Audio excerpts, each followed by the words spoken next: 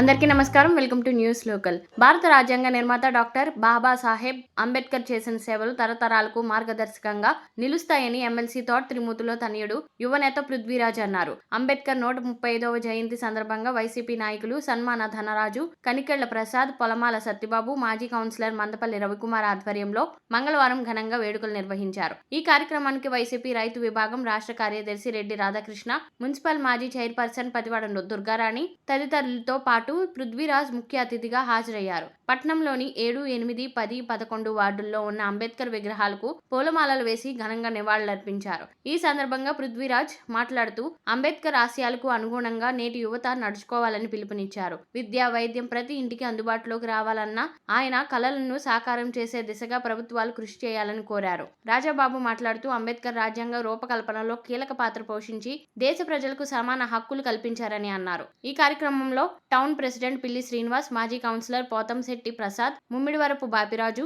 మారిశెట్టి సత్యనారాయణ, శెట్టి నాగేశ్వరరావు, ఎర్రగుంట అయ్యప్ప, జొన్నపల్లి సత్యబాబు, మడికి ఆనందరావు, మందపల్లి సుధాకర్ రావు, సోరంపూడి సత్యప్రసాద్, సొసైటీ మాజీ చైర్మన్ పెంకే గంగాధర్, వారా సన్ని, తాడి రామారావు, కనికెళ్ల పల్లవి, కొనగళ్ల భాస్కర్రావు, కోనాల చంద్రబోస్, తానాల వెంకన్న, అయినవిల్లి రమణ, సీలి సత్యనారాయణ తదితరులు పాల్గొన్నారు.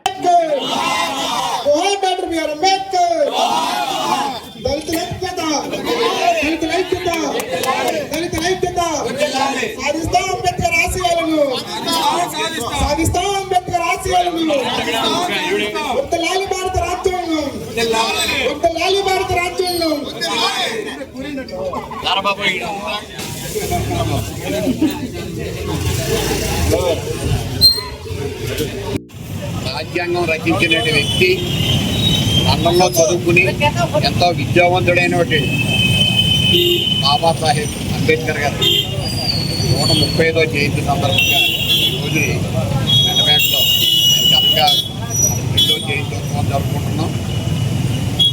ఈరోజు ఎంతో అణగారిన వర్గాలు కానీ బీసీలు కానీ ఎవరైనా కానీ ఈ స్థితిలో అంటే అప్పుడున్న పరిస్థితి ఇప్పుడు స్థితికి చాలా మార్పు, ఇంకా ఎదగాలి. ఇవాళ ఈ స్థితిలో ఉన్నారంటే కారణం బాబాసాహెబ్ అంబేద్కర్ గారే. ఆయన పెట్టిన రిజర్వేషన్లు కానీ లేదా ఆయన చెప్పిన రాజ్యాంగ రూపకల్పన ఆయన విధించే విధానాలు కానీ ఆ విధానాలలో ఈ రోజుని దేశం ఎలా ఉంది ఎప్పుడు కూడా ఆయన మర్చిపోకూడదు. అంటే ఆయన ఒక అణగారి వర్గాలే కాదు, అందరూ ఏమనుకుంటారంటే ఆయన రిజర్వేషన్లు ఇచ్చారంటే ఎంత బడుగు బలహీన వర్గాలకి ఇచ్చారనుకుంటారు. ఆ రాజ్యాంగం అన్నది బలహీన కాదు, దేశం అంతటికి. ప్రపంచ దేశాల్లో మనం కూడా అగ్రదేశంగా నిలబడటానికి ఆ రాజ్యాంగం ఎంతో దోహదపడింది. ఇలాంటి వ్యక్తి అందరికీ నమస్తే. మరి ఈరోజు మండపేట పట్టణంలో 10వ వార్డులో ఉన్నటువంటి అంబేద్కర్ విగ్రహానికి మరి ఈరోజు 130వ జయంతి సందర్భంగా ఘన నివాళులు అర్పించడం జరుగుతుంది. మరి ఆయన ఆశయ సాధనకి మరి ప్రతి ఒక్కరు కృషి చేయాలని చెప్పేసి ఈ సందర్భంగా తెలియజేసుకుంటూ, అదే విధంగా మరి విద్య, వైద్యం మరి అంబేద్కర్ ఆశయాలకి అనుగుణంగా విద్యా వైద్యం కూడా ప్రతి ఇంట్లో అందాలని చెప్పేసి నేను మనస్ఫూర్తిగా కోరుకుంటూ సెలవు తీసుకుంటున్నాను. Thank you. అందరికీ నమస్కారం అండి. మరి ఈ రోజున 135వ జయంతి వేడుకలు, అంబేద్కర్ జయంతి వేడుకలు 10వ వార్డులో జరగడం జరిగింది. అలాగే అంబేద్కర్ గారు విగ్రహాన్ని, అంబేద్కర్ గారికి గౌరవించింది ఏ ప్రభుత్వమైనా ఉంది అంటే అది మా జగన్మోహన్ రెడ్డి గారు ప్రభుత్వమే.